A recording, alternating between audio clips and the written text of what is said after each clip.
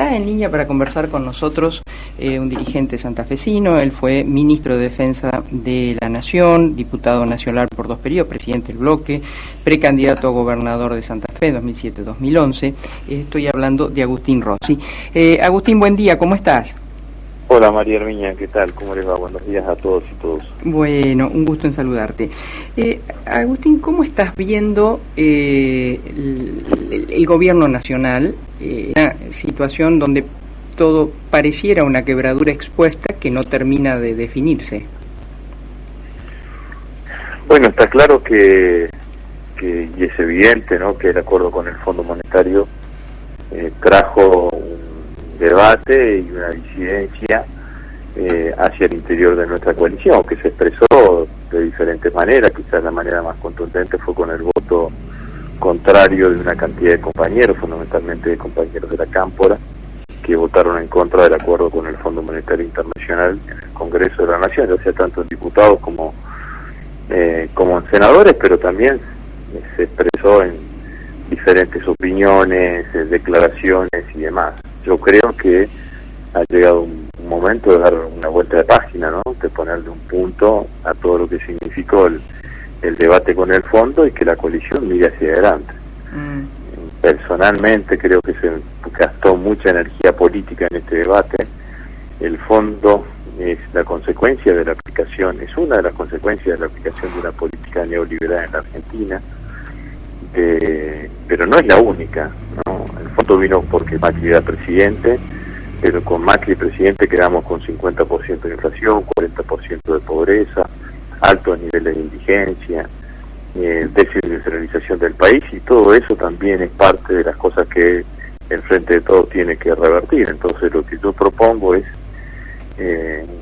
poner en una cápsula, digamos, ¿no?, en un paréntesis, todo lo que ha sido el debate con el fondo y ver si existen las condiciones para seguir trabajando juntos en una gestión que vaya a empezar a resolver algunos de los compromisos que asumimos con los argentinos en el 2019. Algunos lo venimos cumpliendo, ¿no?, porque si bien es cierto que la economía hace 10 días atrás nos trajo una mala noticia, que fue los altos índices de inflación, también es cierto que hace 3 días nos trajo una muy buena noticia, que es la baja en la desocupación, los altos niveles de empleo, el crecimiento económico. Entonces me parece que sobre eso hay que apalancarse y tratar de seguir para adelante.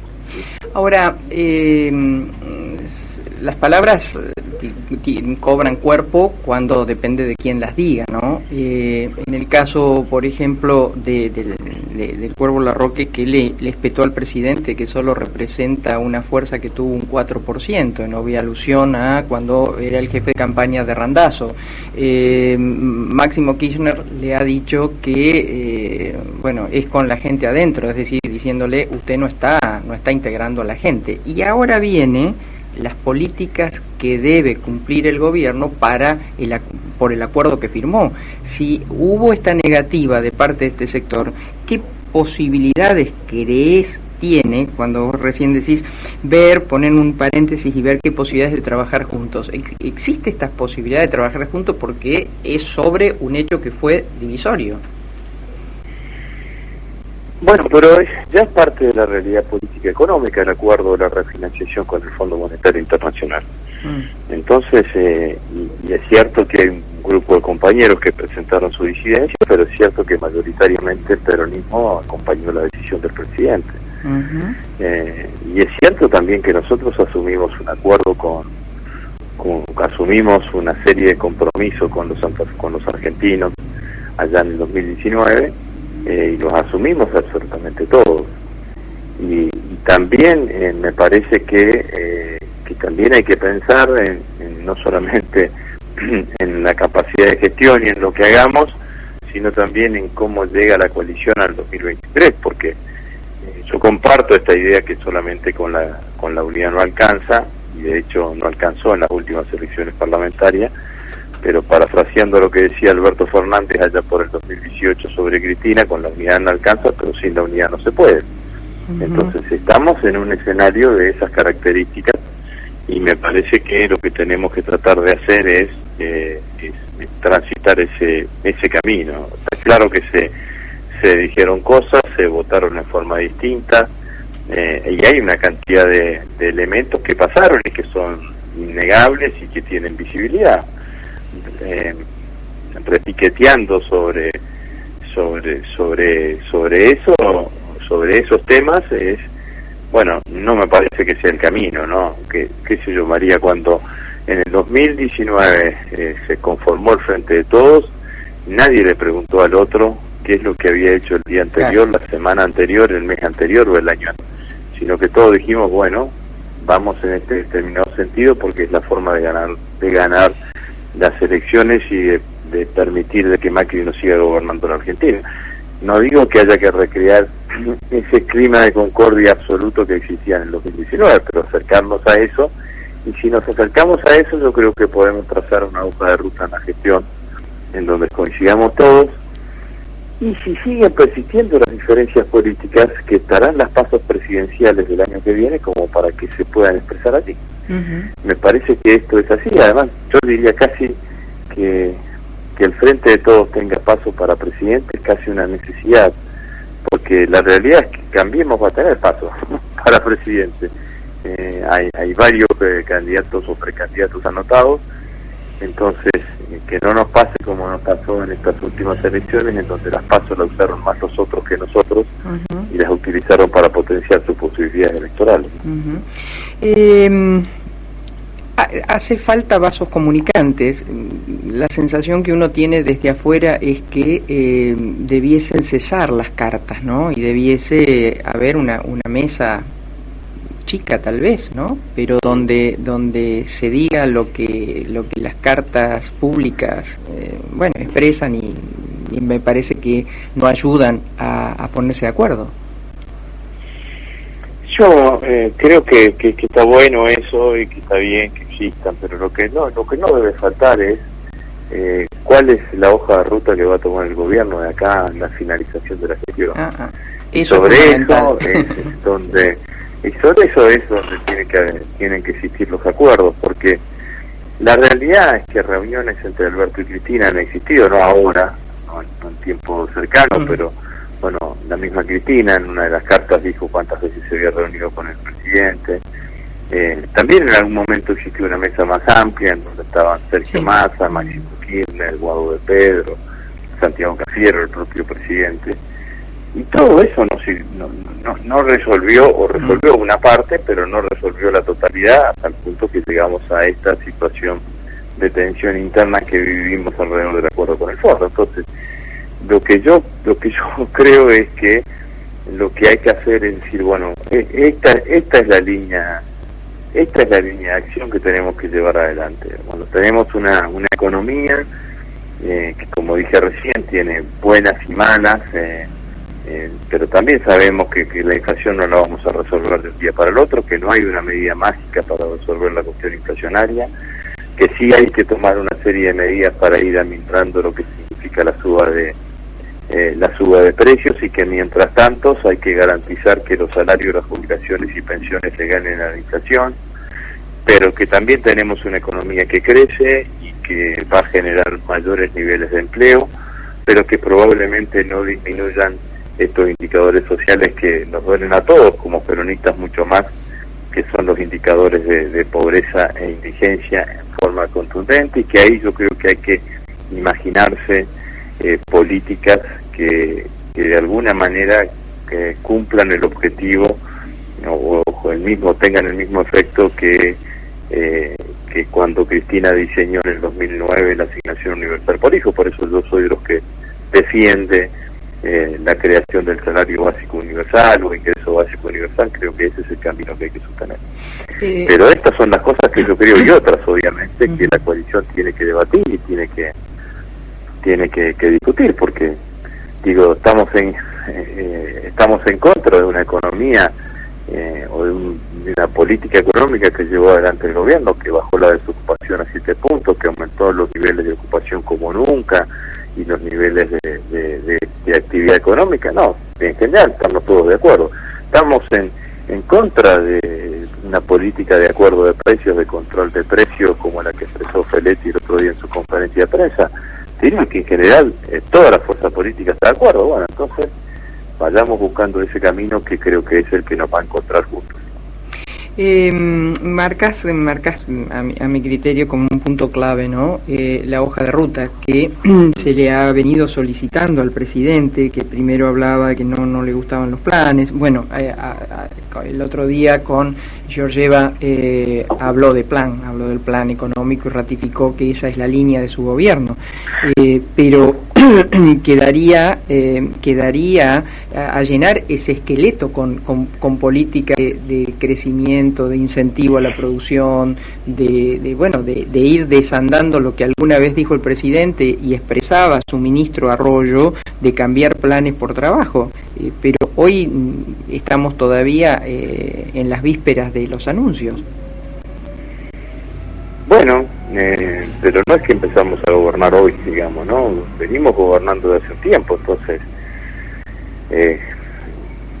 yo creo que por eso dije hace un rato, digamos, ¿no? Que tenés una economía que te da buenas noticias y una economía, esa misma economía te da noticias más complicadas. Entonces, la realidad es que tenés dos opciones, o mirás el vaso medio lleno, o mirás el vaso medio, tres opciones, o mirás el vaso medio vacío, o mirás la totalidad del vaso.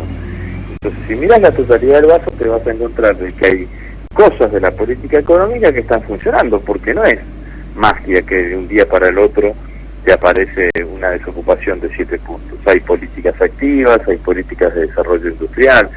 Bueno, se crearon 100.000 nuevos puestos de trabajo en el último trimestre en nuestro aglomerado urbano acá en Rosario, y eso son políticas que lleva adelante el gobierno nacional.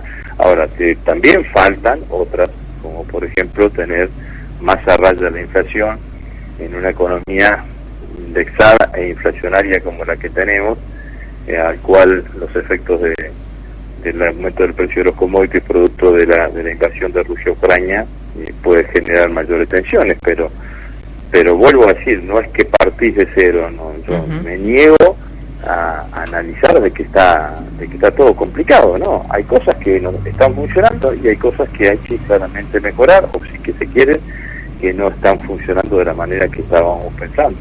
Pero también hay puntos para que podamos anclarnos y que son claramente peronistas, ¿no? Porque así como digo que me duelen los indicadores sociales, también me pone contento ser parte de un gobierno o adherir a un gobierno en donde la desocupación hoy es de 7 puntos, ¿no? Muchos dicen que el presidente es un presidente debilitado por por este posicionamiento tan duro de la vicepresidenta y de el brazo político de la Cámpora. ¿Vos ves eso o no? Está claro que a la coalición las tensiones internas no le sirven, y si no le sirven a la coalición tampoco le sirven al presidente. Ahora, también yo digo, es inevitable, lo único que uno no puede hacer es hacer política con voluntarismo, ¿no? Ya lo decía Perón, la única verdad es la realidad. La realidad es que Alberto está haciendo la experiencia de ser el primer presidente peronista que gobierna bajo la arquitectura de coalición. Y la arquitectura de coalición es fenomenal, es fantástica, tiene mucho glamour para presentarla en un proceso electoral y ganar las elecciones, pero después muestra sus debilidades a la hora de gestionar, a la hora de gobernar, y sobre todo cuando las cosas no vienen todo lo bien que uno desearía que viniese. Entonces, a futuro, el presidente tiene que gobernar en un mecanismo de coalición, con una pandemia y con una guerra y con una deuda enorme que le dejó el gobierno de Macri, Entonces, me parece sin ninguna duda que esto es las dificultades que se tienen, y a pesar de todo esto trata permanentemente de generar las condiciones para llevar el barco a buen puerto, ¿no? Digo a futuro, porque pareciera que Argentina sigue ese camino de las coaliciones. ¿Debiese darse algún tipo de reglas internas previo a una elección de la propia coalición para la convivencia posterior siendo gobierno, si se es? Sin duda. Yo creo que tiene que haber un reglamento interno, un código de convivencia que no solamente explicite la forma en que se eligen los candidatos, sino el funcionamiento de la coalición en el caso de llegar al gobierno. Nosotros tenemos la experiencia más rica en materias de coaliciones que tenemos en América Latina, es el Frente Amplio Uruguayo. Y el Frente Amplio Uruguayo, hasta sus candidatos a presidente los elige por interna, no tiene sistema de pasos, sí tiene sistema de interna, y viene funcionando y sosteniéndose hace muchísimo tiempo, y está claro que la mirada de Mujica era distinta a la mirada de Tabaré Vázquez, y igual convivían y igual se llevaban adelante y llevaron adelante esa fuerza política. Entonces me parece que nosotros lo que tenemos, el camino que tenemos que llevar es buscar ese escenario. Cuando decía recién lo de las PASO, digo, bueno, también es cierto, había que aclarar que las PASO tienen que darse en el marco de un código de convivencia que después permita llevar adelante todo lo que se tenga que llevar adelante. ¿Cómo ves la provincia? En términos de gestión, me parece que tiene puntos altos y puntos bajos, ¿no? Puntos altos, sus políticas creativas y que tienen un impacto muy importante en todo lo que significa la actividad económica de la provincia, como es la billetera Santa Fe, o políticas de inclusión social, como pueden ser el boleto educativo gratuito, que me parece que son los puntos más altos de la gestión del gobierno provincial. Y tiene puntos bajos, sin duda que el punto más bajo es la gestión en materia de seguridad. La realidad es que nadie le puede imputar al gobernador que los problemas empezaron cuando él llegó. Ahora sí, todos teníamos, y todos los santafesinos seguro tenían expectativa que las cosas mejoren, y no parece así, digamos, ¿no? En algunos momentos también parece que las cosas se han complicado un poco más, digamos, ¿no? En el medio de los puntos más salientes y del punto más bajo podés encontrar las otras áreas de la gestión del gobierno provincial.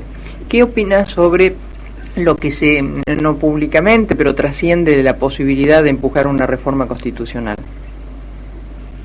En este momento innecesaria. La verdad que es un gasto de energía política que no creo que sea necesario, digamos, no impulsar eso en el marco de la situación política institucional que vive la provincia, que vive la provincia de Santa Fe y que vive la Argentina. La verdad que la considero absolutamente innecesaria. ¿Tenés candidatos ya sí, para el 2023? Contanos. Tuvimos dos plenarios de nuestra corriente, que ya tiene 17 años en la provincia de Santa Fe, que nació en el 2005. Un plenario aquí en la ciudad de Rosario y otro en la ciudad de Santa Fe, en el centro norte, y ahí decidimos con todos los compañeros de toda la provincia proponerle a los santafesinos y a los peronistas en particular a Leandro Busato como candidato a gobernador. Yo creo que Leandro es un candidato más que indicado en esta coyuntura política que vive la Argentina. Es un dirigente joven, pero que ya tiene experiencia, es su tercer periodo de legislador provincial, es el presidente del bloque de diputados en esta coyuntura. Te escuchaba hablar de que todo parece que va encaminado al frente de frente. Sí. Yo creo que si nos tenemos que enfrentar al frente de frente, si ese frente de frente va a tener la impronta de la derecha, la impronta de Cambiemos, del PRO, del radicalismo de derecha, no va a tener la impronta como en algún momento tuvieron otras experiencias del socialismo. Más, guardo para mí, me parece, mirando los movimientos, yo no sé si no aparecerá nuevamente Miguel del Cel. Bueno, pero va a tener esa impronta, va a tener una hegemonía Juntos por el Cambio. Por lo tanto, los votantes conservadores o de derecha, dicho esto con respeto, de la provincia de Santa Fe, van a encontrar ahí su expectativa y su lugar natural de voto. Por fuera de eso queda el peronismo y los ciudadanos progresistas. No estoy hablando de ningún partido ni nada, pero sí de lo que genéricamente se conoce como progresistas en la provincia de Santa Fe, con ese ciudadano que fundamentalmente está en los núcleos urbanos más importantes. Y yo creo que Leandro es un candidato Leandro Cusato es un candidato que puede representar al peronismo claramente, porque es de prosapia peronista, porque empezó a militar en la juventud peronista hace muchos años atrás, pero que también es alguien que por discurso, por trayectoria, puede interpelar y convocar al progresismo en la provincia de Santa Fe, que yo creo que son los sectores políticos que nosotros debemos contener para poder ganar las elecciones en el 2023. Así que estamos muy entusiasmados con la posibilidad de su candidatura. Agustín, muchas gracias, que tengas un buen sábado. Bueno, igualmente. Bueno, hemos conversado con el ingeniero Agustín Rossi, un hombre de la política de Santa Fe y de la política nacional.